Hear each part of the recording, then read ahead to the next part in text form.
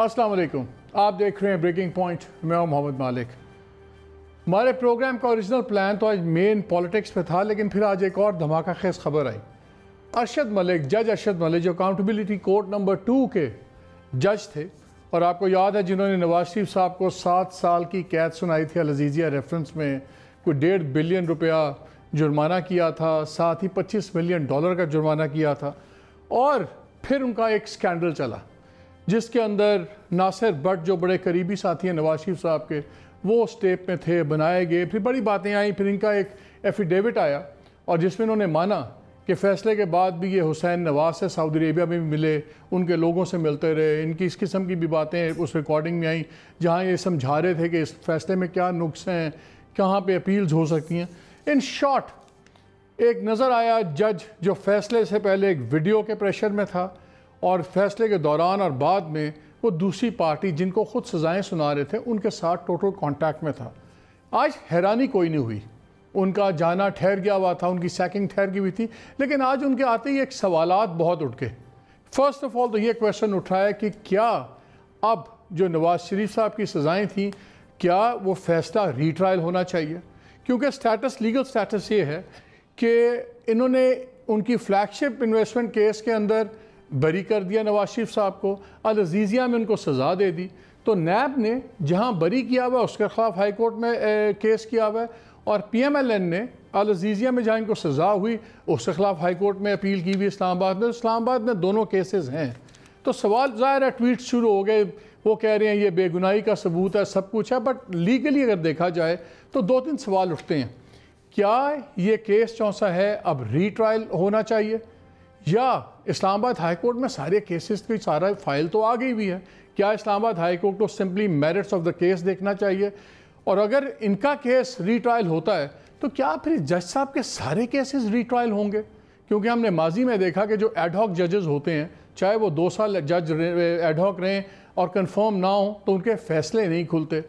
हमारे जो जिन्होंने ऑर्डर उठाया हुआ था मुशर्रफ साहब के नीचे, NRO जजेस, वो चले गए सारे, लेकिन उनके जो केसेस थे वो आगे उनके फैसले रखे गए।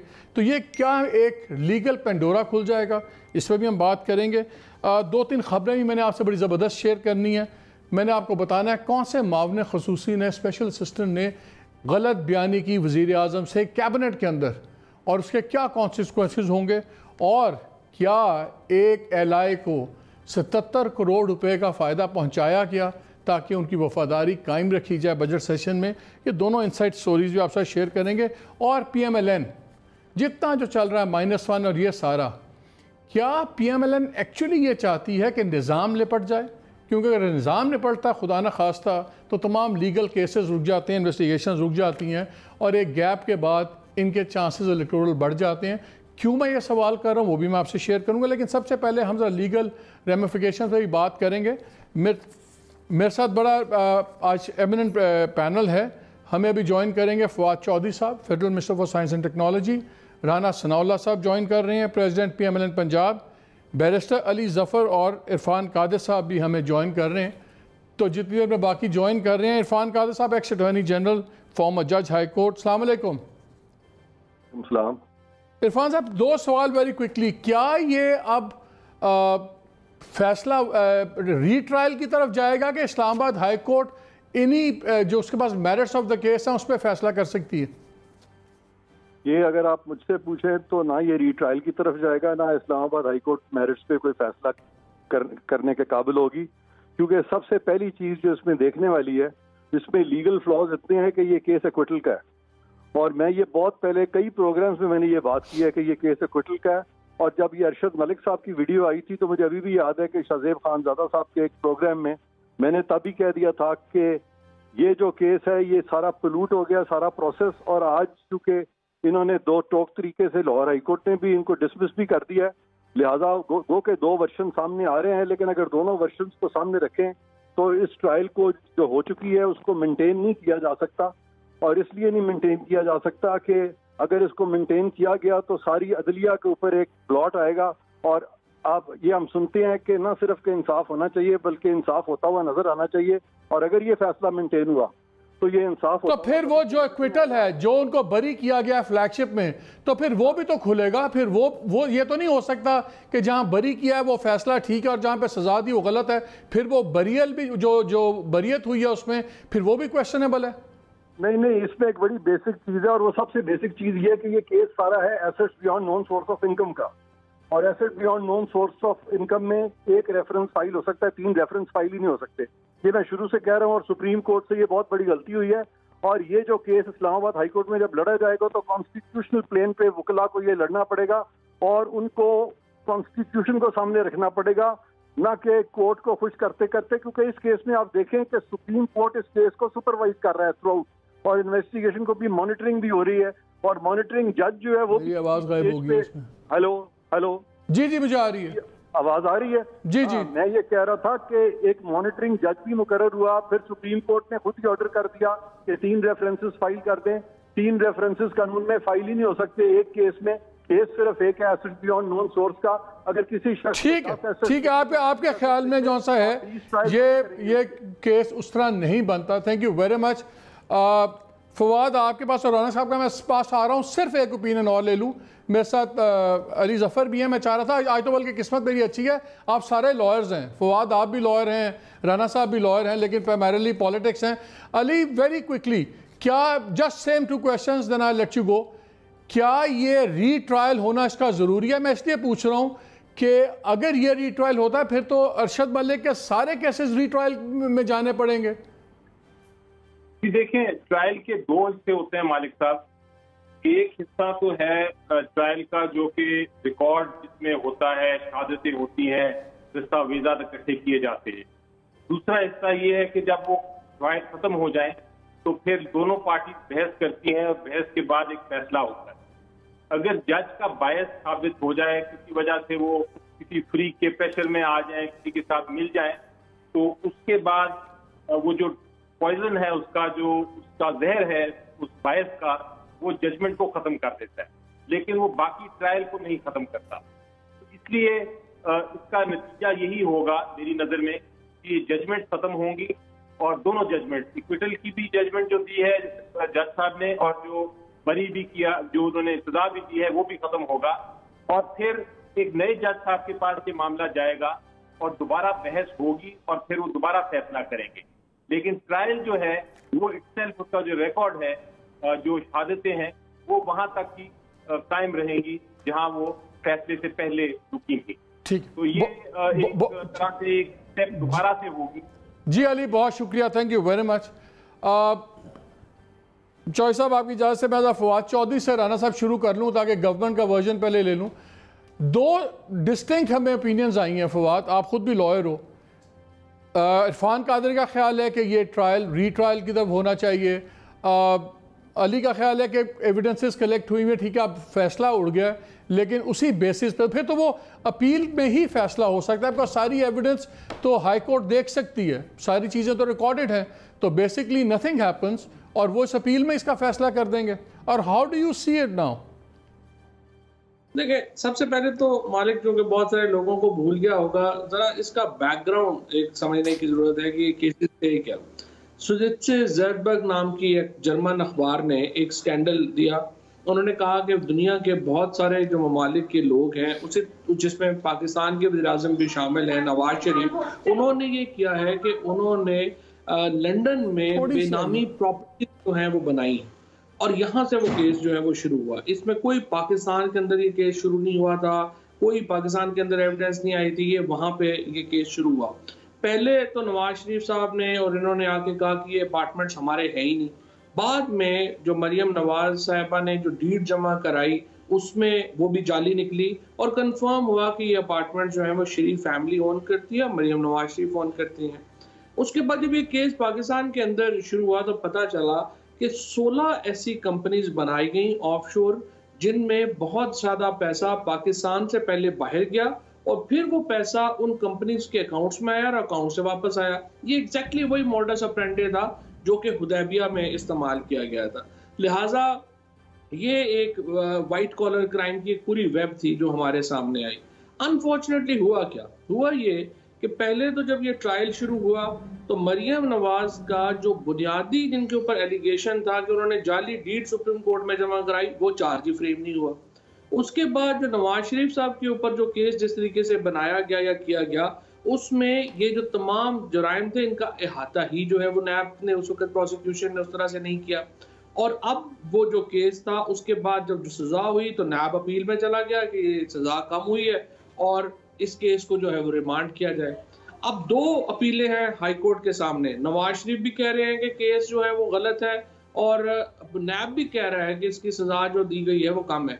लिहाजा दोनों पार्टीज कह रही हैं कि इस केस को आप जजमेंट सेटिसाइड करें और केस जो है वापस भेजें। So I tend to agree with Ali Zafar जो उन्होंने कहा है, क्योंकि अब तो मेरा ख्याल है दोनों पार्टीज अब कह रही हैं कि ट्रायल रीट्रायल होना चाहिए और दोबारा होना चाहिए और इसमें जो लूप होल्स हैं वो रह गए हैं वो चले गए। लेकिन ये बड़ी एक मायूसी एक पैदा होगी डेफिनेटली पाकिस्तान के लोगों में, पाकिस्तान के जस्टिस सिस्टम को लेकर के और एक ओवरऑल अकाउंटेबिलिटी के निज़ाम को लेकर के कि ये क्या तमाशा है। 2-2 साल 3 साल पहले लग गए, 2 साल अब लग गए, 6-6 साल तक लोग जो है वो बैठे रहे, देख रहे हैं कि क्या हो रहा है क्या नहीं हो रहा, 1 रुपया वापस नहीं आया। आप प्रेफर क्या करते हो? आप रीट्रायल प्रेफर करते हो कि आप प्रेफर करते हो कि चले जो हाई कोर्ट है वही बस अपील से फैसले करे? मैं तो प्रेफर ये करता हूँ, पाकिस्तान के लोगों का पैसा है, किसी के बाप का पैसा नहीं है, पैसा वापस आना चाहिए। नवाज शरीफ साहब को जेल में रखने का ना कोई हमें शौक है ना ही किसी और को कोई शौक है। पैसे जो हैं वो वापस आए। उसके बाद जो उनको, वो तो वैसे ही लंदन चले गए, उनको क्या कोई सजा तो उनको हुई नहीं, वैसे ही जो है वो। अब मैं देख रहा था कि आज मैं मरियम बीबी के और राना सनाउल्लाह साहब के स्टेटमेंट देख रहा था तो मैं सोच रहा था कि इनको और क्या कंसेशन चाहिए। नवाज शरीफ साहब ने काटा किया है, 1 रुपया वापस नहीं किया। यहाँ पे सब लोग अपने प्राइवेट जहाज में लंदन चले गए। अब इससे ज्यादा कंसेशन तो बस फिर यही है कि दोबारा जो है वो किसी तरीके से बुला के उनको धकेल। चलो राना साहब से जरा पूछते हैं। राना साहब, आज ज़ाहिर आप लोग बड़े खुश हैं कि आप कहते हैं कि ये एक जो सा है आपका बयानिया दुरुस्त पाया गया, लेकिन उसमें जो दूसरा केस है जिसमें उन्होंने छोड़ा था फ्लैगशिप के अंदर, उसके अंदर उनके अल्फाज जज साहब के ये थे, तब बड़ा क्रिटिसिज्म हुआ था कि उन्होंने सारी एविडेंस उसमें कैसे इग्नोर कर दी। उसमें लिखा था कि मैं शक का फ़ायदा देते हुए कर रहा हूँ क्योंकि थोड़ी बहुत डाउट है। उन्होंने ये नहीं कहा कि बिल्कुल इस्तगासा नाकाम हो गया, उन्होंने कहा शक का मैं फ़ायदा दे रहा हूँ क्योंकि थोड़े बहुत चीज़ों में शक है। क्या आपको ख़तरा नज़र नहीं आता कि अगर रीट्रायल हो गया तो जो से ये 7 साल की सज़ाएँ कहीं 14 साल में ना हो जाएं, जहाँ एक में आप बरी हुए हैं उसमें भी कहीं सज़ा ना हो जाए? ये बहुत रिस्की गेम के पीछे नहीं आप जा रहे? देखिए मालिक साहब, ये मामला शुरू इस तरह से हुआ था कि जो जज साहब हैं उनको यानी कोई आदमी ज़बरदस्ती या एक ऐसा आदमी कि जिसको किसी जज ने सज़ा सुनाई हो, उसके घर जो है कोई ज़बरदस्ती लेके जाना तो किसी के बस की बात नहीं है। और ना ही जज साहब को कोई मजबूर करके जो है वो मियाँ नवाज शरीफ साहब से मिलने के लिए लेके जा सकता था। जज साहब ने ख़ुद इस बात का इजहार किया कि मैंने ये सज़ा गलत दी है, मेरे ज़मीर के ऊपर बोझ है, मैं मियाँ साहब से जाके मिलना चाहता हूँ और मैं उनसे माजरत करनी चाहता हूँ। राना साहब एक सेकेंड, उस जज साहब को जो वो इंक्रिमिनेटिंग वीडियो थी वो तो आपके लोगों ने दिखाई थी, नासिर भट्ट ने और दूसरे ने, तो टेक्निकली तो ब्लैकमेल आपके लोगों ने किया ना उसको। मैं वही अर्ज करने लगा हूँ ना। हाँ नहीं, मैं यही अर्ज करने लगा हूँ ना कि जज साहब ने खुद इस बात का इजहार किया कि मेरे ज़मीर पे बोझ है और मैंने मियाँ नवाज शरीफ को गलत सज़ा दी है, लिहाजा मैं मियाँ साहब से मिल के उनसे माजरत करनी चाहता हूँ।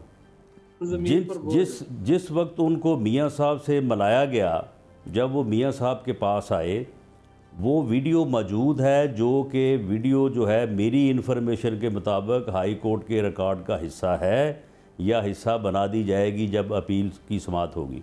उसमें जज साहब ये फरमा रहे हैं मियाँ साहब को कि मियाँ साहब वो बड़ी आला शख्सियात का नाम ले रहे हैं और वो कह रहे हैं कि मुझे मजबूर किया गया कि मैं आपको सज़ा दूँ।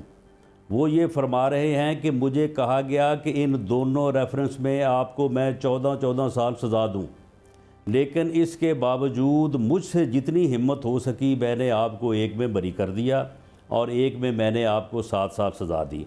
ये सज़ा भी मैंने जो है वो गलत दी, ये भी बरी का केस बनता था, यही मेरे ज़मीर के ऊपर बोझ था। मैं इसके लिए जो है वो आपसे मिल के माजरत करनी चाहता था। वो बाकायदा उन शख्सियात के भी नाम ले रहा है और वो बाकायदा बयान भी कर रहा है कि किस तरह से जो है वो उन्हें मजबूर किया गया। उसके बाद वो कहते हैं कि आप मेरे पास क्या चॉइस सुन लें बात पूरी। आदमी था, ऐसा आम आदमी नहीं था, इतना जल्दबाजी की कोई जरूरत नहीं है। ये तोता कहानियां जो है, ये तोता कहानियां हम सुनते आ रहे हैं, 300 अरब कभी 3000 अरब। तो ये तोता दाना की कहानियां जो है ये आज धड़म से नीचे आन गिरी है। तो आज अब हमारी भी ज़रा हौसले से सुन लें। उसके बाद मालिक साहब, जज साहब ये फरमाते हैं कि जी मियाँ साहब मेरे पास किसी को भेजिएगा, मैं उन्हें इस केस में ना कोई शहादत है ना कोई सबूत है और मुझे तो इस तरह से मजबूर किया गया, तो मैं उनको कुछ पॉइंट्स नोट करवाऊँगा, वो आप अपने वकील साहब को दे दीजिएगा, वो आपके अपील में और बहस में काम आएंगे। जब ये हिस्सा जो है, जब वो आदमी उनके पास ये नोटिंग के लिए गए तो उस हिस्से की जो वीडियो है वो ऑन एयर की मरियम नवाज साहबा ने। वो जिस वीडियो की मैं पहले बात कर रहा हूँ वो अभी ऑन एयर नहीं हुई। मालिक साहब बात ये है कि ये सिर्फ आज मियाँ नवाज शरीफ का जो है वो इनोसेंस, उनका बेकसूर होना साबित नहीं हुआ, ना सिर्फ उनका, अल्लाह के पास तो पहले सुरखरू थे। राना साहब एक बात बताएं, आज वो एक बात बताएं जो और पाकिस्तान के अवाम के सामने सुरखरू हो गया। राना साहब सिर्फ जो ये नहीं आप हुआ, दूसरी वीडियो बता रहे हैं है कि पाकिस्तान का जो अदल का निज़ाम है उसमें अगर किसी वजीर आज़म को इस तरह से मैनेज करके सजा दिलाई गई है तो ये कोई छोटा जुर्म है।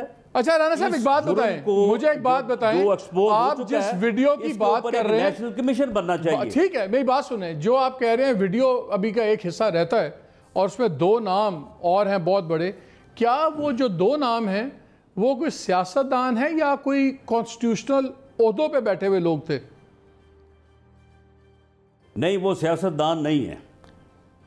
ओके, अच्छा आपके ख्याल में क्या रीट्रायल होना चाहिए? नहीं, इसमें देखें ये जब ये साबित हो जाए या हो गया है कि ये एक मुनज़्ज़म साजिश के तहत मैनेज किया गया इन केसेस को बनाने का भी और फिर सज़ा दिलाने का भी, तो इसमें ये सिर्फ केसेस बरी नहीं होने चाहिए। ये केसेस का बरी होना या ख़त्म होना तो इसका मंतकी नतीजा है। ये मामला इससे आगे जाना चाहिए ताकि निज़ाम अदल जो है उसके ऊपर ये एक बहुत बड़ा जो दाग आगे कहाँ जाना चाहिए। फिर मैं जरा फवाद से लेना चाह रहा हूँ इस पर व्यू पॉइंट। जब आप कहते हैं आगे जाना चाहिए, के लिए भी उससे क्या मतलब है? आगे कहाँ जाना चाहिए, उससे क्या मतलब है आपका? आगे से मुराद ये है कि अगर ये साबित हो, जो कि इससे साबित हो जाएगा कि एक अवामी कौमी रहनुमा को एक मुनज़्ज़म साजिश के तहत उसके ख़िलाफ़ केसेस बनाए गए, फिर जजेस को अंडर प्रेशर करके उन्हें सज़ा दिलाई गई और उसमें फिर जो लोग मुलव्वस थे अगर वो कॉन्स्टिट्यूशनल ओहदों पे हैं तो आपने दूसरी वीडियो क्यों नहीं निकाली? पहली वीडियो भी तो आपने निकाल दी थी, दूसरा हिस्सा, तो पहला हिस्सा क्यों नहीं निकाला आज तक? वो कहते हैं आप लोग कॉम्प्रोमाइज करके चले गए हैं। नहीं, सुन ले, नहीं कोई कहीं नहीं गया, सब यहीं पे है।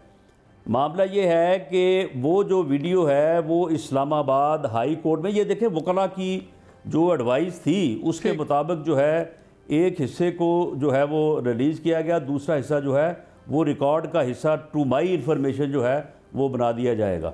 ठीक है, फवाद आप बात सुन रहे हैं राना साहब की, वो कह रहे हैं पार्ट 1 वीडियो का भी आना है तो फिर उसके बाद और आप सबको पता लग जाएगा कि क्या हो रहा है। दूसरा मुझे फवाद एक चीज़ बताएं, डिसक्वालीफाई तो पहले किया सुप्रीम कोर्ट ने अकामा केस के अंदर सब कुछ, तो अगर ये इसमें कोई रीट्रायल होता है या अपील का फैसला व्हाटएवर होता है, हाउ डज इट चेंज मियाँ साहब का जो ये डिसक्वालिफिकेशन और वो किस तरह इम्पैक्ट होगा लॉन्ग टर्म में? नहीं, वो स्टेटस तो इफेक्ट नहीं होगा क्योंकि वो तो आर्टिकल 63 के तहत सुप्रीम कोर्ट का फैसला है और वो जब तक सुप्रीम रिव्यू नहीं करती तो वो जाहिर है कि फैसला जो है वो अपनी जगह के ऊपर रहेगा। लेकिन यहाँ पर भी जो राना साहब जो है वो बड़े मेरे मोहतरम है, लेकिन उन्होंने जो दो बातें देखी ना, उनका जो क्रक्स है वो दो बातें। एक तो उनका क्रक्स ये है कि ये जो जज है ये असल में बस कोई अल्लाह का बहुत ही कोई नेक आदमी है, वली अल्लाह के करीब है कि उसके ज़मीर के ऊपर इतना बोझ पड़ गया, वो उठा, वो चला गया, खुद ही नवाज हसन के पास और हुसैन के पास पहुंच गया और उसने पूरी स्टोरी उनको बता दी। और बहुत ही ये तो कमाल आदमी है। जो पहली बात तो ये है कि हमें आपको पता है ऐसा नहीं है। दूसरी बात ये है कि ये जो स्कैंडल वो कह रहे हैं कि गढ़ा गया, बनाया गया, ये स्कैंडल पाकिस्तान में तो बना ही नहीं है। ये तो जर्मन अखबार है, फिर ब्रिटिश टेलीग्राफ है, फिर अपनी BBC है, इन्होंने ये स्कैंडल बनाया। सो अगर तो पूरे दुनिया की एस्टेब्लिशमेंट जो है वो मिलकर मियां साहब के पीछे पड़ गई और उन्होंने सारी दुनिया का प्रेस भी जो है उनके पीछे पड़ गया, तो फिर तो ठीक बात है राना साहब की, लेकिन इसके चांसेस बड़े कम है। और हकीकत यही है कि केसेस नवाज शरीफ साहब के ऊपर बड़े जेन्युइन है और जो निज़ाम अदल की उन्होंने बात की वो 100% मैं उनसे एग्री करता हूँ। पाकिस्तान का निज़ाम अदल से लोग मायूस हैं।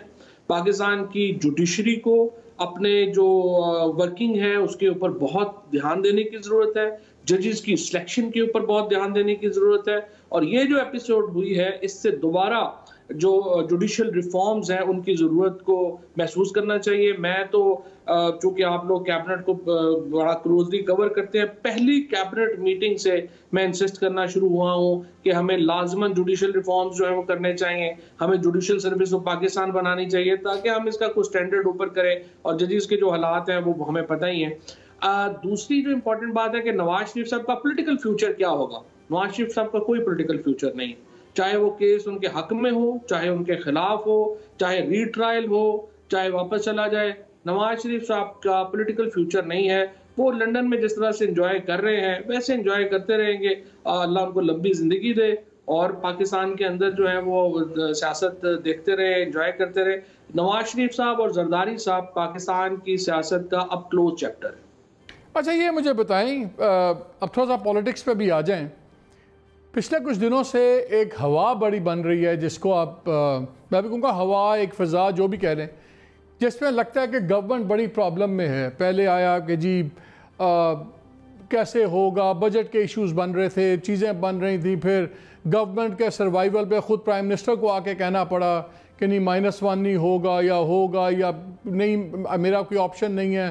फिर आके कहा कि कुर्सी आनी जानी चीज़ें, जो चीज़ें स्ट्रेंथन हो रही थी। फिर हमने साथ साथ डेवलपमेंट्स भी देखी फुआद। हमने देखा आपके एलाइज थे, उन्होंने बजट्स वाले दिन रात को एक रात पहले खाना तक नहीं खाया प्राइम मिनिस्टर के साथ। फिर उससे अगले दिन मंदिर जैसी एक चीज़ के ऊपर एक स्टेटमेंट दाग दी। अब हम देख रहे हैं कोर्ट्स के अंदर ये चीज़ें शुरू हो गई हैं जिसमें they might spell a little trouble for you. हमने माजी में देखा ये इस तरह की चीज़ें जब होनी शुरू होती हैं तो there is a method to madness. एक क्योस लगता है लेकिन अल्टीमेटली क्योस इतना डिस्कनेक्टेड नहीं होता।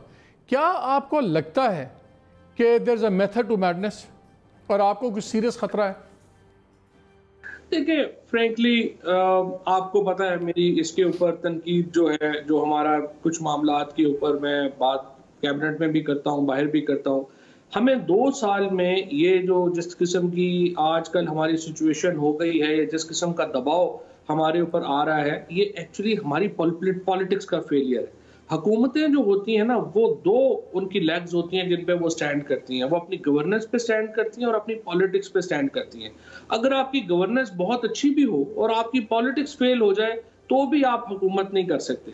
हमारा जो प्रॉब्लम है वो आपको भी पता है और जो सारे आप इतने करीब से PTI को सबको कवर भी करते हैं, फ्रेंकली वो नॉन प्रॉब्लम्स हैं। और मैं तो समझता हूं कि जो भी प्राइम मिनिस्टर साहब ने जिस तरह से -1 की जो बात की, देखिए इमरान खान के अलावा पाकिस्तान में कोई उनके कद का आदमी नहीं है, तो -1 वाली कौन सी बात थी। तो अब उनको अपनी जब स्पीच में जब प्राइम मिनिस्टर बात करते हैं तो फिर वो क्याफे शुरू हो जाते हैं। हकीकत ये है कि PTI से इमरान खान का कद बड़ा है और आज अगर इमरान खान अपनी पार्टी का नाम PTI से चेंज कर ले और उसका नाम इमरान खान की पार्टी रख ले तो भी उनको उसी तरह वोट मिलेगा। वोट PTI का तो नहीं है, वोट तो इमरान खान का है। क्योंकि हमारे यहाँ चूंकि उसके एक अलग इंशाल्लाह किसी वक्त आपसे डिबेट करेंगे कि क्यों पॉलिटिकल पार्टीज के स्ट्रक्चर्स नहीं है, जिसकी वजह से लीडर पॉलिटिकल पार्टी से बड़ा हो जाता है। लेकिन आपके ख्याल में आपकी पार्टी को इस वक्त कोई खतरा नहीं है? मैं खाली अपोजिशन से बात नहीं कर रहा, मैं आपके ओवरऑल, इसमें बहुत सारे एलिमेंट्स हैं। अपोजिशन से तो बिल्कुल कोई खतरा नहीं है पाकिस्तान में। फ्रेंकली अपोजिशन में अभी राना साहब जो हैं वो जो मर्जी करें, बातें करें।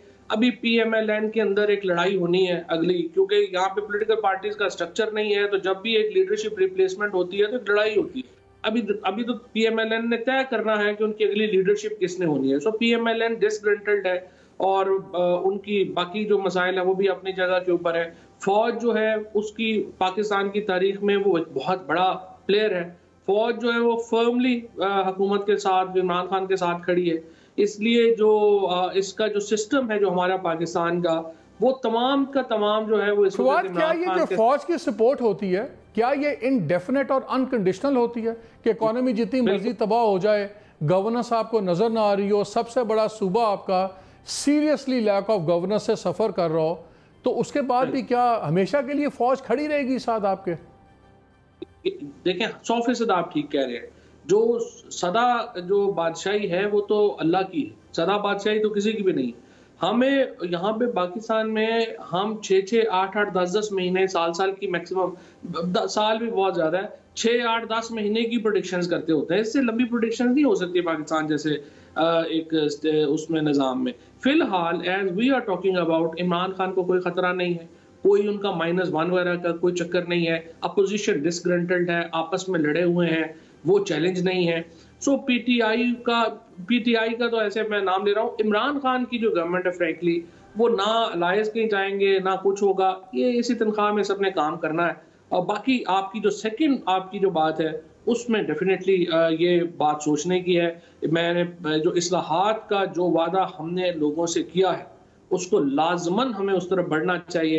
पाकिस्तान को भी तो आगे लेके जाना है ना, मुल्क को भी तो आगे लेके जाना है। को खाली हुकूमत तो नहीं करनी कि आगे वजीर शीर बन गए हैं चले गए। अगर आप पाकिस्तान को हम आगे नहीं ले जा सकते या उन वादों की तरफ आगे नहीं बढ़ सकते, वो फिर जाहिर है हमारा। राना साहब, फवाद चौधरी ने कहा है कि उनको आपसे कोई खतरा नहीं है, और आप अगर हम देखें तो वाकई नंबर्स गेम में तो आपके पास नंबर्स नहीं है। LIC अगर आपके इत्तेहादी इनके हैं, वो दाएं बाएं हो तो गेम बनती है। वो आपको पता है बगैर इशारे के तो इत्तेहादी दाएं बाएं होंगे नहीं, बल्कि आप ही के 5-6 लोग जाके इनको मिल गए हैं, अब आप उनको नोटिस भी दे रहे हैं। आपके बारे में कहा जा रहा है कि अपोजिशन PMLN ख़ास तौर पर बेसिकली चाहती है कि पूरा निज़ाम गिर जाए, क्योंकि अगर निज़ाम गिरता है तो आपको फ़ायदा है, आपके केसेस रुक जाते हैं, इन्वेस्टिगेशंस रुक जाती हैं। आजकल इकॉनमी बहुत बुरी हालत में है, तो फिर अगर निज़ाम गिर जाए, कोई इंटरम सेटअप आए, उसके 2-4 महीने के बाद इलेक्शन आए तो आपके हक में है। ये मुझे बताएं कि आप एज एन अपोजिशन आपको हम सीरियसली क्यों लें? चौधरी राना साहब, क्यों सीरियसली लें? लीडरशिप आपकी यहाँ नहीं है, हमें बताएं ना। मालिक साहब, फवाद चौधरी साहब ने 3 बातें जो है वो की हैं बड़ी इम्पोर्टेंट। पहली बात तो उन्होंने ये की है कि जो निज़ाम अदल से मुतल्लक़ उन्होंने बात की कि जी निज़ाम अदल में रिफॉर्म्स की ज़रूरत है, निज़ाम अदल को दुरुस्त करने की ज़रूरत है, निज़ाम अदल में जजेस को लाने के तरीक़ाकार को देखने की ज़रूरत है। बिल्कुल मैं एग्री करता हूँ, इन सब चीज़ों की ज़रूरत है। लेकिन आप निज़ाम अदल में इमाम हुसैन के साथी कहाँ से ढूंढ के ले आएंगे? जो कुव्वतें जजेस को प्रेशराइज़ करती हैं, जो कुव्वतें जजेस को फ़ैसले करने पे मजबूर करती हैं, जो चीज़ इस फ़ैसले में अब रोज़े रोशन की तरह सामने आ चुकी है, भाई इसका भी तो कोई बंदोबस्त करना पड़ेगा ना। यानी अगर जज जो है वो आपके टेलीफोन के जवाब में जो है वो इनकार करे, तो आप व्हाट्सएप के ऊपर आधे घंटे में उसे लाहौर से उठाते हैं और उसे डेरा गाजी खां फेंक देते हैं। तो ये इन चीज़ों का भी जब तक बंदोबस्त नहीं होगा, सिर्फ अदलिया से ये तवक्को करना, जजेस से ये तवक्को करना कि वो सारे जो है वो जज्बा अमाम आली मुकाम के जो है वो लेवल पे चले जाएं, ये मुमकिन नहीं हो सकता। इसलिए ये दोनों तरफ ही जो है वो बेहतरी लाने की ज़रूरत है।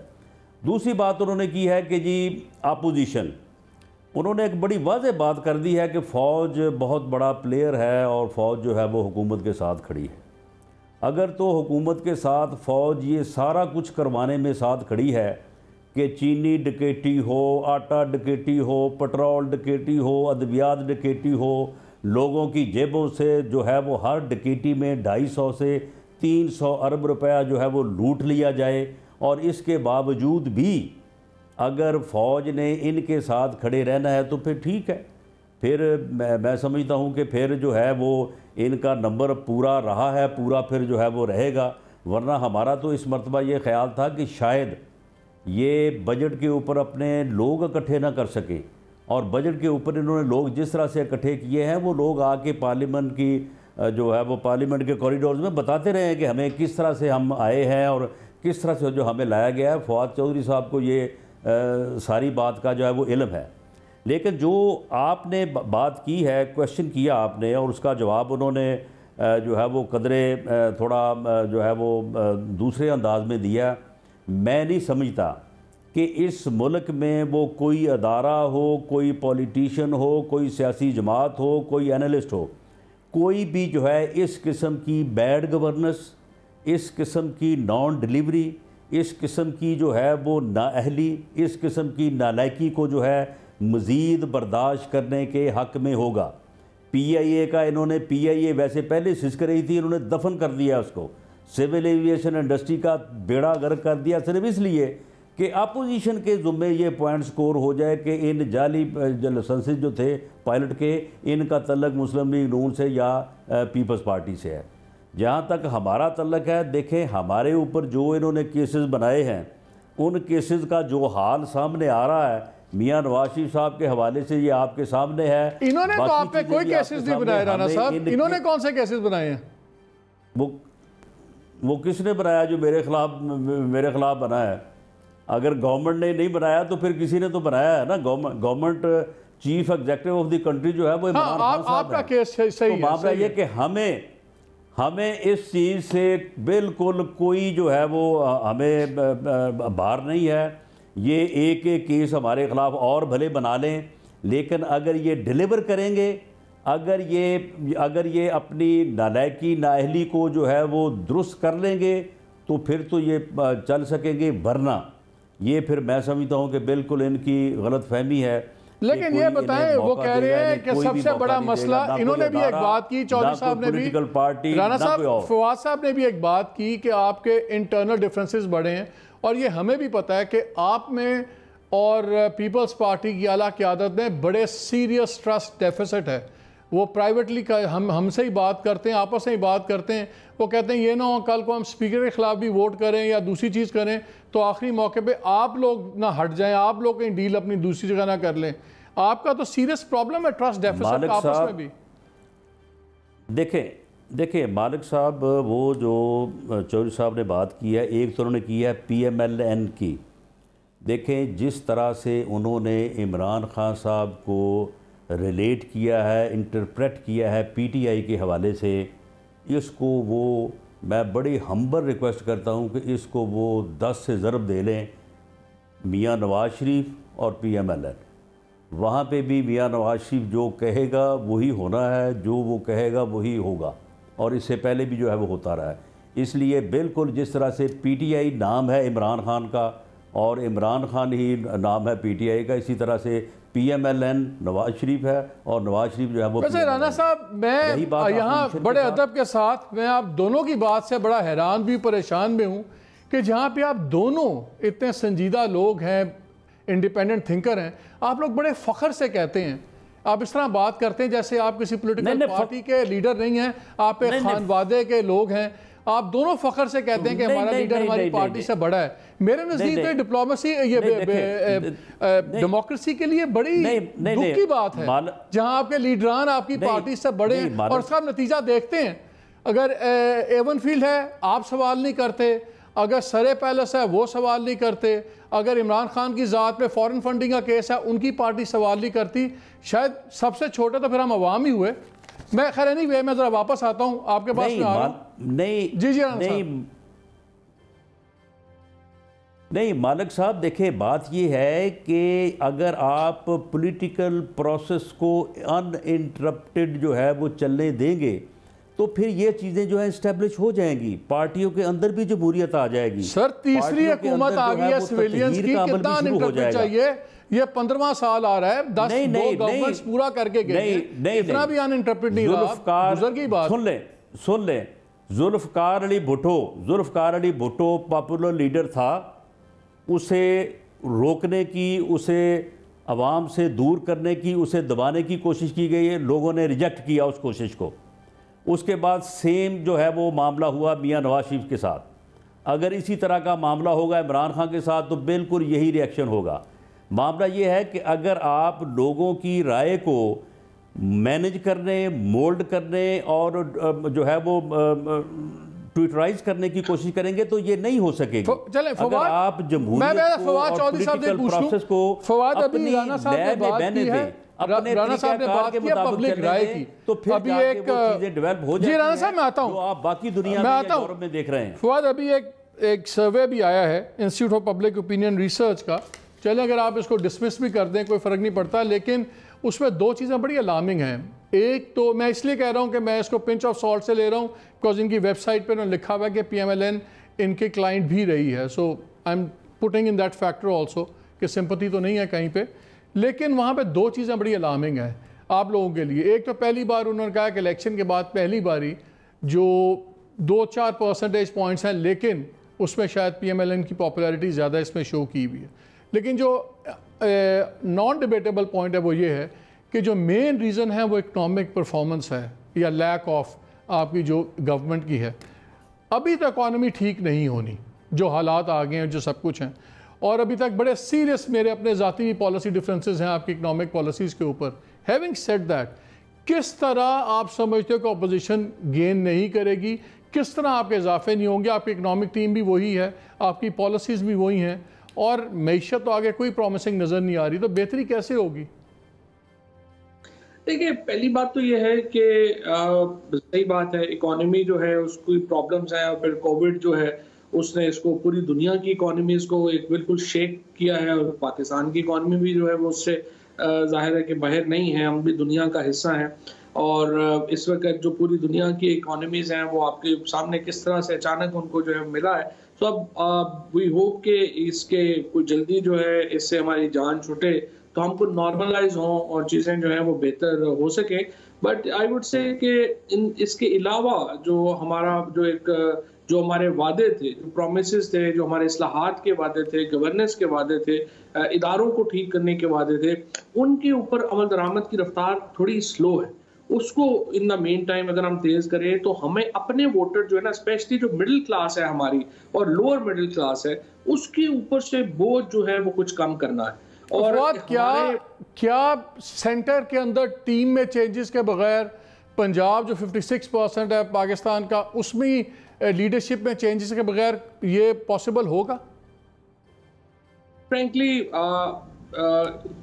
इसके ऊपर जो मेरे व्यूज़ हैं वो बड़े वाज़ेह हैं, कई दफ़ा बात मैं कर चुका हूँ, लेकिन फैसला तो देखिए प्राइम मिनिस्टर साहब ने करना है, पॉलिसी जो है वो उन्होंने की है, और उन्होंने जो है अल्टीमेटली वोट उनको मिलता है, और कामयाबी भी जो है वो उन्हीं को जो है वो उनका तो ब्लेम भी तो उनको ही मिलेगा, ब्लेम भी उनको मिलेगा, जाहिर है। और ये सारी चीज़ें जो हैं ये हम तो छोटे प्लेयर हैं इस चेस की गेम में, प्राइम मिनिस्टर जो है वो शतरंज का इस खेल मेरा ख्याल है got your answer in between lines, आपका जवाब बड़ा वाज़ेह है। यहाँ पे ब्रेक लेते हैं, ब्रेक के बाद आके दोनों लीडरान से नाज़रीन बात शुरू रखेंगे, बहुत से सवालात हैं। स्टे विद अस।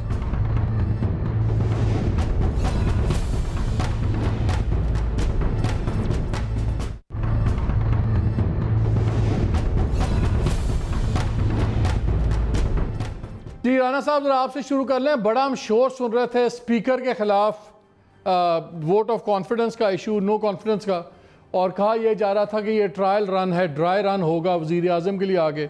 ये क्या ऐसे ही बस पानी टेस्ट हो रहा था कि वाकई उसमें कोई सीरियसनेस?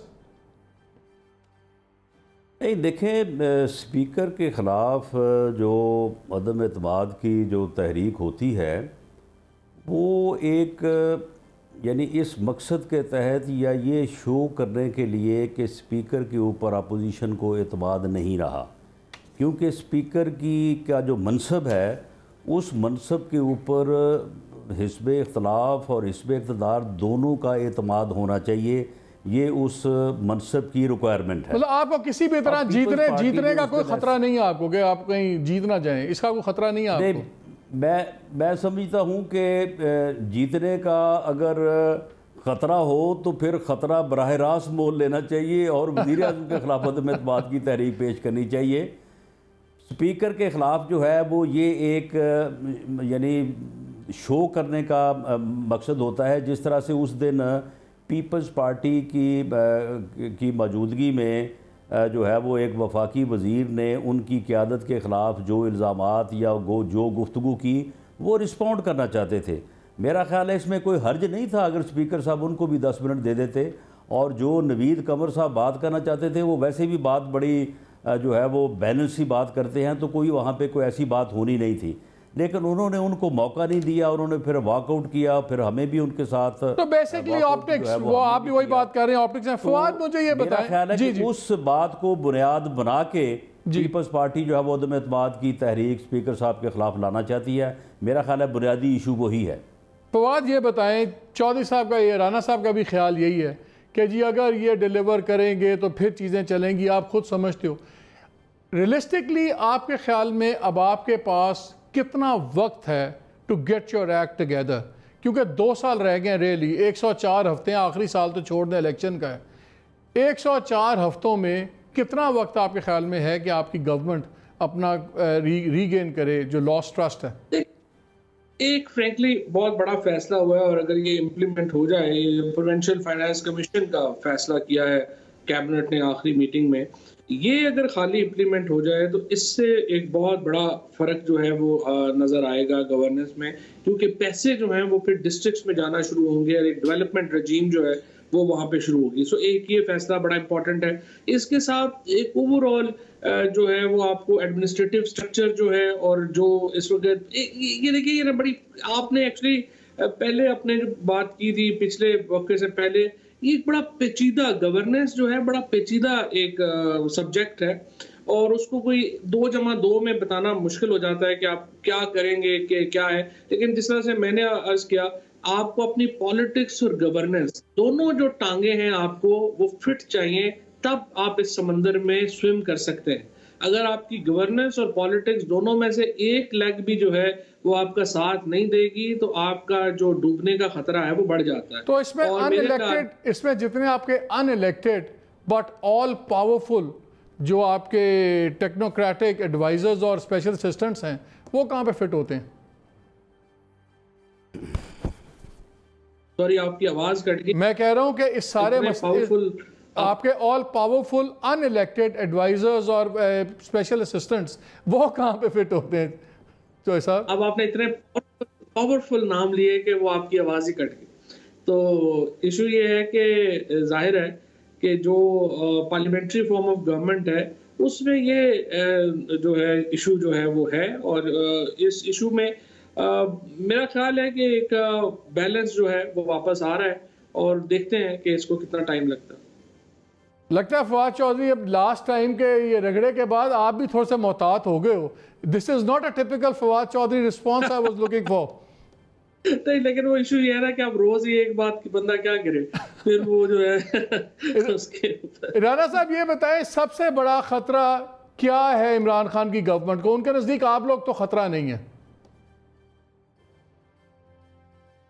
नहीं, देखें गवर्नमेंट जो भी हो और जिस भी सियासी जमात की हो उसका जो डिफेंस है वो उसकी परफॉर्मेंस है, और उसको जो ख़तरा है वो अदम परफॉर्मेंस या नॉन डिलीवरी है। ये तो बिल्कुल बड़ी सीधी बात है।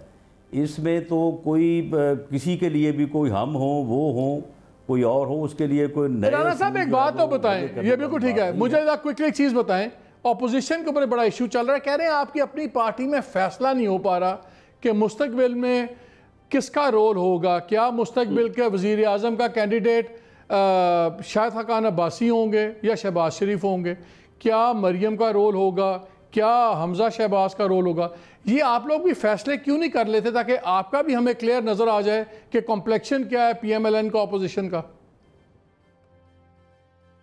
नहीं, देखें इसमें जिस तरह से मैंने पहले बात की है कि मियाँ नवाज़ शरीफ का वोट है, मियाँ नवाज़ शरीफ की पार्टी में पॉपुलर स्ट्रेंथ है, वो अगर उन्होंने अपने बाद सदारत के लिए मियाँ शहबाज शरीफ का नाम प्रपोज़ किया तो पूरी सेंट्रल वर्किंग कमेटी ने उसको जो है वो सेकंड किया।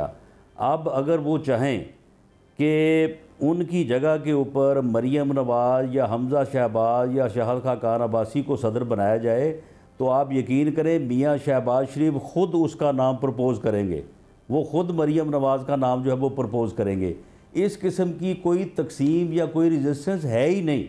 चले फिर तो अल्लाह ही रहम करे ऐसी जमहूरियत पे। सही बात है। फवाद चौधरी साहब, सेम क्वेश्चन टू यू। उनसे मैंने पूछ लिया था आपकी गवर्नमेंट को सबसे बड़ा खतरा क्या है, आपके नज़दीक PMLN की अपोजिशन को सबसे बड़ा खतरा क्या है? देखिए, PMLN की अपोजिशन को आगे हम वैसे वो दरमियान में बात जो कर रहे थे ना, वो एक्चुअली उसके ऊपर आपको पूरा प्रोग्राम करना चाहिए। जो आप बात कर रहे थे ना, लीडर क्यों पार्टी से बड़े हो जाते हैं। देखिए, अब उसकी जो इम्पोर्टेंट बात है ना, ये जो 18वीं तरमीम में हमने जब टर्म खत्म कर दी ना लीडर के लिए, उसके बाद किसी लीडर को कोई जरूरत ही नहीं है कि वो पार्टी का स्ट्रक्चर बनाए। और वो जाहिर है कि वो फिर उसको जब जरूरत नहीं है तो वो ऐसे ही चलता रहता है काम, और लीडर जो है वो पार्टी से बड़ा होता है। अब इसीलिए मैं जो हमें जिन कॉन्स्टिट्यूशनल इस्लाहात की जरूरत है, उन इस्लाहात में ये भी इम्पोर्टेंट है कि प्राइम मिनिस्टर का जो टेन्योर है वो कितना होना चाहिए। क्या अनलिमिटेड टाइम जिस तरह ब्रिटिश डेमोक्रेसी में उस तरह रहना चाहिए, या हमें उसको महदूद करना चाहिए ताकि पार्टी स्ट्रक्चर जो है वो बन सके। खुद ब खुद भी बने हैं हिंदुस्तान में। फॉर एग्जांपल बीजेपी जो है उसको एक लंबा तवील अरसा लगा, लेकिन बहरहाल वो पार्टी बन गई, और अब उसकी जो अगली जो लीडरशिप है वो भी बड़ी क्लियर है और उनको पता है कि अगला उनका क्या मरहला है। लेकिन ये खुद ब खुद बनने के लिए बड़ी एक और तरह का एक माहौल चाहिए होता है, वो पाकिस्तान में नहीं है, और हमें इसके लिए कॉन्स्टिट्यूशनल रिफॉर्म ही लाना पड़ेगा। But very quickly last 30 seconds, PMLN का सबसे बड़ा खतरा क्या है? बिकॉज आपके पास 6 लोग आके मिले, आपके चीफ मिनिस्टर से मुसीबत बढ़ गई है। PMLN को देखिए, सबसे बड़ा खतरा तो इस वक्त मरियम नवाज शरीफ और शहबाज शरीफ का जो कैंप है उनका आपस की लड़ाई का है, और ये लड़ाई जब सेटल होगी तो पता चलेगा कौन बचता है और फिर सियासत किसकी बचती है। नाज़रीन, 2-3 बातें हैं। ये बड़ा सीरियस इशू है जो आज जज का हुआ है, और इस पर I agree with Fawad Chaudhry के एक तो जुडिशल अपॉइंटमेंट्स बड़ी इंपॉर्टेंट है, प्रोसीजर इस वक्त टोटली जुडिशरी के अपने हाथ में है। इसमें पार्लियामेंट्री ओवरसाइट बहुत ज़्यादा ज़रूरी है, वो होना। और इसके ऊपर सेकेंडली, ये जो फैसले हुए हैं वाकई हमें टोटल इसको रिवाइंड पे नहीं जाना चाहिए। आइडियल ये है कि फैक्ट्स ऑफ द केस सामने हैं, और अगर जज का बायस साइड पे भी कर दिया जाए तो Islamabad high court fully qualified है कि मेरिट्स ऑफ द केस पे फैसला करें, बरियत वाले केस में भी और सज़ा वाले केस पे भी है। क्योंकि अगर फैसला आपने दोबारा रीट्रायल पे जाना है तो फिर उस जज के सारे फैसले रीट्रायल पे होना चाहिए। वक्त ख़त्म हो गया, वरना मैंने आपसे 2 बातें शेयर करनी थी, वो मैं आपसे कल करूँगा। एक तो कौन से स्पेशल असिस्टेंट ने क्या गलत बयानी की प्राइम मिनिस्टर से, और मेरी इत्तला ये है कि वो चीज़ प्राइम मिनिस्टर को पता लग भी गई है। उस पर क्या होगा वो भी कल आपको ब्रीफ करूँगा। और वेरी इंटरेस्टिंगली 77 करोड़ रुपए का benefit within 24 hours of budget दिया गया एक एलआई को। क्या वो ठीक दिया गया, या it was a post benefit of something जो 2 दिन पहले उन्होंने किया? दोनों सवालों के जवाब कल आपसे शेयर करूँगा। इजाज़त दीजिए, अल्लाह हाफ़िज़।